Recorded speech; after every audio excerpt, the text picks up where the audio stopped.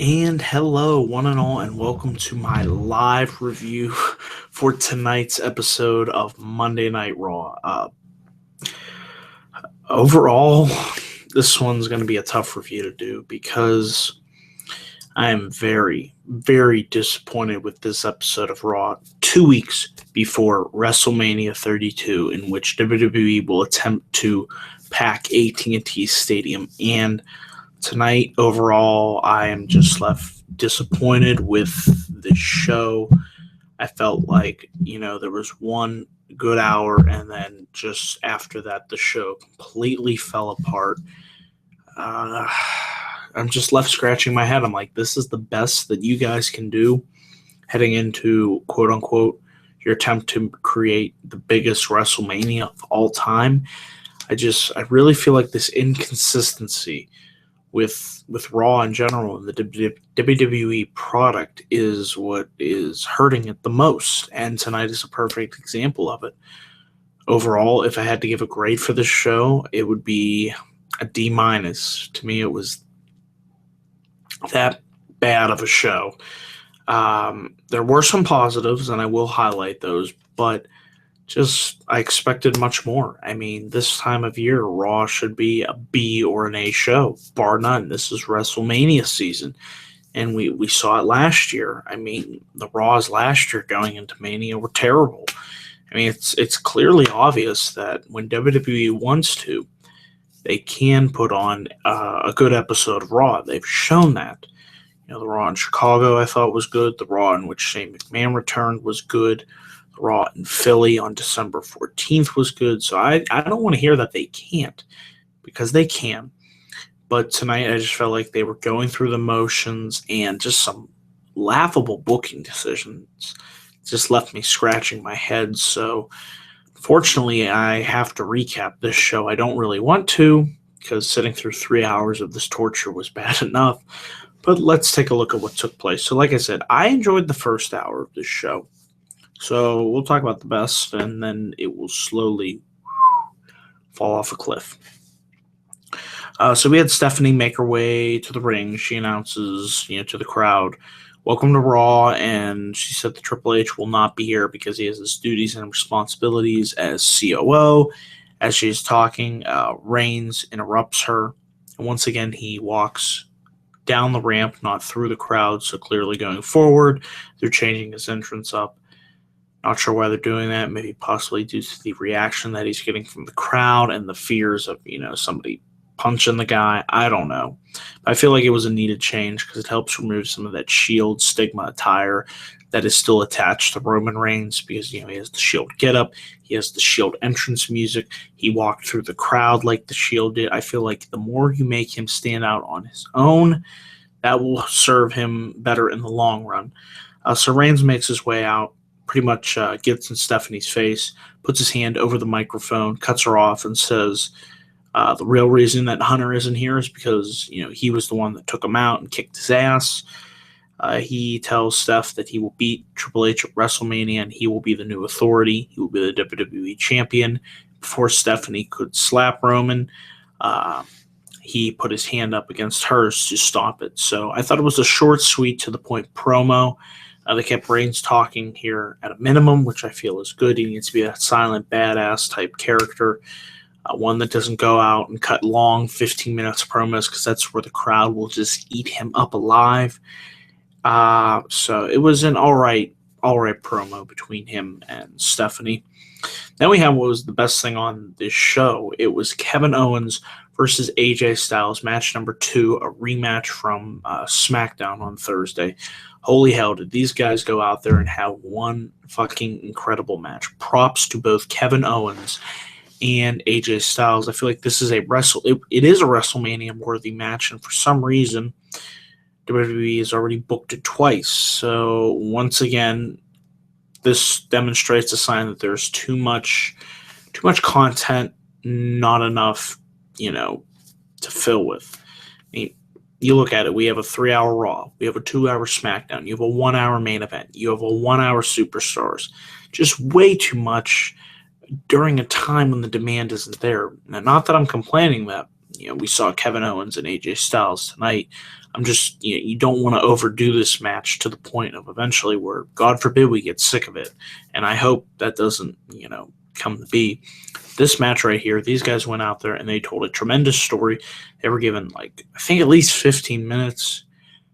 And it went through 2 commercial breaks. There was a lot of good stuff in here. Owens and Styles going up to the top rope, hitting some nice-looking moves. I think Styles and Owens hit a frog splash on the top rope, so that was really awesome to see. Styles hit a nice fireman's carry on Owens. There was some nice super kicks in there and what have you. And then towards the end of the match, Chris Jericho would come out and he would lead to the distraction. And it would lead to Owens rolling up AJ Styles for the win. So, like I said, this was the best part of this show, AJ Styles versus Kevin Owens. So props to those guys. If there's one thing you want to watch from this entire 3-hour show, this would be the one thing to watch. So after the match, Owens gets on the mic and he's like, who am I going to face at WrestleMania, pretty much? It's going to be KO Mania after all. So Dolph Ziggler makes his way out. And The Miz makes his way out. And Sami Zayn makes his way out. And I'm thinking, okay, at the very least, I'm worried that they're going to do this stupid multi-man ladder match idea, which you will see later on in the show that they did. I'm not sold. I'm not a fan of that at all. The match that I was hoping they would go for would have been Sami Zayn versus Kevin Owens. And Owens pretty much said, we should have a triple threat match between The Miz, Dolph Ziggler, and Sami Zayn. I was like, okay, this makes sense. Then the winner would go on to face Kevin Owens, and we could get Kevin Owens versus Sami Zayn, building on their history on the independent scene and on NXT, where they had a tremendous feud, and it would be a great opening match for WrestleMania 32 for the Intercontinental Championship, and it could segue into a long feud heading into the spring. You could extend it out to the summer. I mean, it would have been a great idea. However, that's not what ended up happening. But Owens did talk to Stephanie in the first hour of the show, and he had her book a triple threat match between Ziggler, The Miz, and Sami Zayn. So I'm thinking, all right, we could still get Sami Zayn versus Kevin Owens one-on-one. No multi-man ladder match, none of that crap. So that match was announced for later on in the show. So I got my hopes up only to be disappointed later on. Then we had what was another awesome segment. It was Dean Ambrose. He's in this local bar in Philadelphia, and who shows up but the legend, the Terry Funk. And, Terry Funk gives Dean Ambrose, what else? A chainsaw. Because as we all know, back in the Attitude Era, Terry Funk was known as Chainsaw Charlie. And then he gives Ambrose the chainsaw. Ambrose fires it up. He starts cutting through some tables. It was freaking awesome to see a legend in this industry such as Terry Funk and Dean Ambrose in a segment together. So right then and there, I felt like Raw was going pretty good, pretty good first hour. However, the problem was we had 2 more hours to fill. Once again, besides inconsistency, the 3-hour format is killing this show. I mean, I put out a tweet tonight, who wants to see Raw go back to 2 hours? And I got a ton of relikes. So, the consensus I feel is out there. WWE, please make Raw 2 hours again. It's hurting this show. I mean, seriously, if this show was 2 hours tonight, I feel maybe it could have been a C show.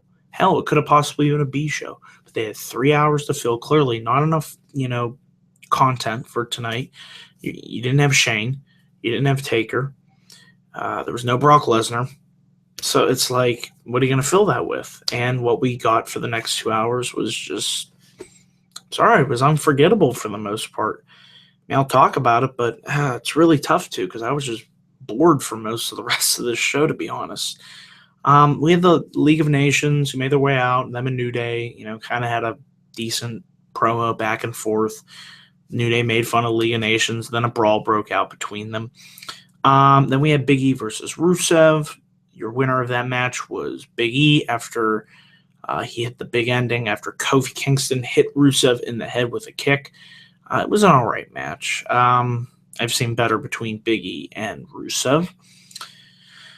Then we have this segment announcing, the Andre the Giant Memorial Battle Royale is coming back, and Big Show made his way to the ring, cut a promo saying how Andre is the greatest giant of all time.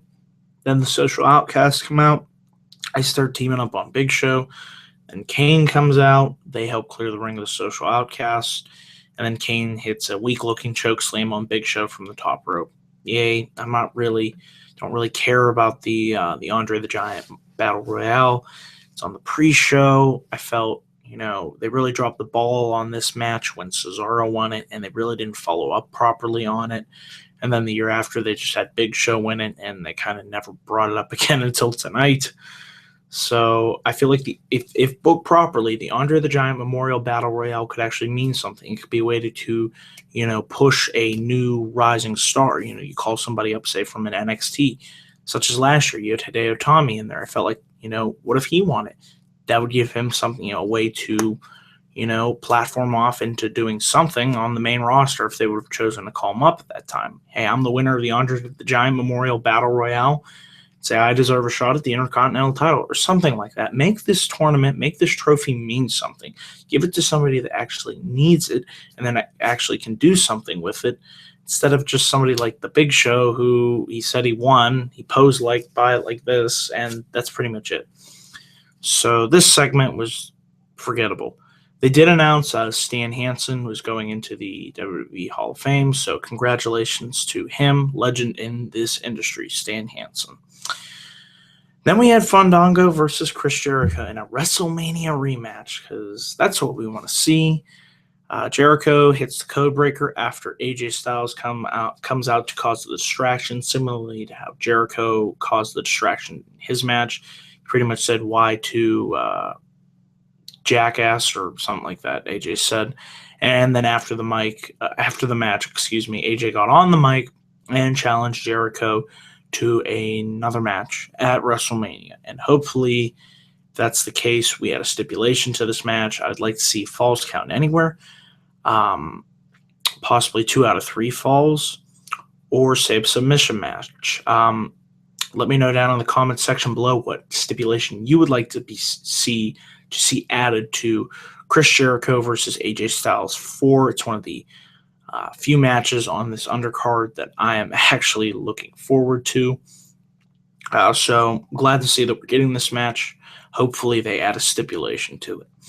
Then we had a part of the show that I left me very, very upset. Kevin Owens makes his way to the ring, and he introduces the competitors of Stardust versus Sin Cara versus Zack Ryder, and I'm left scratching my head. I'm thinking, we're supposed to get Dolph Ziggler versus The Miz versus Sami Zayn. What the hell is this? What am I watching? And eventually, the match is going on. I don't really care about it because it's like, who cares? And then Sami Zayn, The Miz, and Ziggler come out, and it looks like they're going to corner and get Owens, and Owens tosses Ryder into Sami Zayn, and that leads to disqualification. So that was completely pointless. So I was worried. I'm like, oh shit, they're not doing the triple threat to determine the number one contender because we're going to get a multi-man ladder match, similarly to how they did last year, in which they had a multi-man ladder match for the IC title. So Owens goes backstage to Stephanie and complains, and Stephanie says, you're going to defend the title in a multi-man ladder match against Zack Ryder, Sin Cara, Stardust, Sami Zayn, Dolph Ziggler, The Miz. So we're getting a 7-man ladder match. Problem with this is you had a ready-made feud. You called Sami Zayn up to the main roster only to not give us, Sami Zayn versus Kevin Owens one-on-one, but you're just going to shoehorn all these guys into a ladder match. I'm sure it'll be a good match. Not going to throw it under the bus, but I felt like this is a missed opportunity. The story was right there. All you had to do was just go with it. You could have did the triple threat match, have Sami win. Boom, there you go. Simple booking. But now we're just going to shoehorn a bunch of guys into the IC title ladder match instead of having a truly meaningful one-on-one feud in between two bloodthirsty rivals that just want to go in there and kick each other's asses. Because, that's not what we want to see. Vince knows. Thank you, Vince. Cough, cough. So after this, Stephanie is later on shown getting into a car, being greeted by Triple H, and then the door opens, the garage door or whatever it is, and Roman Reigns is standing there. He attacks Triple H, pulls him out of the car, starts beating the hell out of him, and eventually Triple H is able to get away, and speed off in the car. I thought this was all right. However, you think about this. Do you think? Let me know down below if they would have booked Roman Reigns, this way with the beat downs and the attacks on Triple H, just as a silent badass type character. Do you think he would be getting the reaction that he's getting right now? I don't think he would.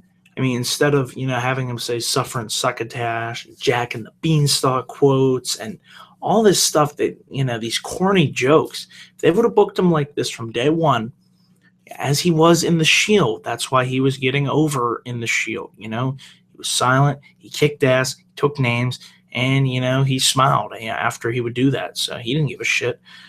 So it makes you wonder, and the people to blame for this is the creative. So it is what it is.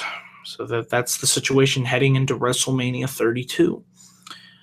Then we had Charlotte versus Natalya. Your winner was Charlotte after she hit the natural selection for the win. Charlotte and Becky were on commentary, and they had a stare down with Charlotte. Both had a stare down with Charlotte, leading to hype for their Divas Championship match. Can't wait for that triple threat match between Becky, Sasha, and Charlotte. I know they're going to go out there and have a tremendous match. So one of the few matches I'm looking forward to on the undercard. Then we had Bubba Ray Dudley versus R-Truth. Do you care? No, I don't really. R-Truth lost after Bubba Ray hit a big boot for the win. Afterwards, the Usos came down. Goldust first tried to make the save. Then the Usos came down to make the save to Goldust and R-Truth. Looked like the Usos were going to put Devon through a table. However, Bubba Ray was able to get Devon out of there. So it's going to be the Usos versus the Dudley Boys at WrestleMania in a singles match. At the very least, if you're going to do this match, I recommend adding a table stipulation to it. That would give it something, at least something, because, just a singles match between these two teams. There's been somewhat of a story there, but it's kind of been on the back burner, I felt like, they did right with the Dudley Boys heel turn, and then after that, this feud kind of lost its, luster or what have you. There really hasn't been much storytelling to go on these episodes of Raw, so we'll see. But then we had what was a highlight from this show. Vince McMahon made his way to the ring, talked about Undertaker versus Shane, and he pretty much said that if Undertaker doesn't win at WrestleMania, that this will be Undertaker's last WrestleMania. So major stipulation to up the ante in Shane versus Taker, which will hopefully be, it has to be the main event with all of this on the line. I don't see how you can put any other match on. Definitely don't do Roman Reigns versus Triple H. If you put that match on last, it's not going to leave a good taste in people's mouths. So hopefully they do the right decision and put Shane versus Taker inside Hell in a Cell, especially with this potentially Taker loses. This will be his last WrestleMania, as stated by Vince McMahon. So major announcement, upping the ante for that match. And then we had Dean Ambrose versus Braun Strowman. Don't know why this was the main event, the match. The crowd chanted this was boring. This was not a good match. Paul Heyman was on commentary, so that was the only highlight. The match ended in DQ after Ambrose rolled to the outside, grabbed a chair, and hit Strowman with it. After the match, Ambrose hit Strowman again with the steel chair and managed to hit Dirty Deeds on Strowman onto the steel chair, and that's how we close out Raw. Really a lackluster way to close out what was not a good show tonight, in my opinion. If I had to give it, like I said, a rating for the show, I would give it a D-. I would not want to watch it again. The only things that I did enjoy, there were some positives, was Styles versus Owens. Let's see, the Dean Ambrose, Terry Funk segment, that was good. The Vince announcement, that was shocking. So 3 things really out of a 3-hour show that I expect a lot more on the road to WrestleMania. So we'll see what they do next week for the final Raw before WrestleMania. I would assume that one would be good, but you never know with this company. So those are my thoughts and opinions on tonight's episode of Monday Night Raw. Thank you all for watching. Please click that like and subscribe button for more video content coming to this channel. And let me know down in the comments section below what you all thought of Monday Night Raw tonight. As always, thank you again for watching. And I will see you in my next video. Peace out.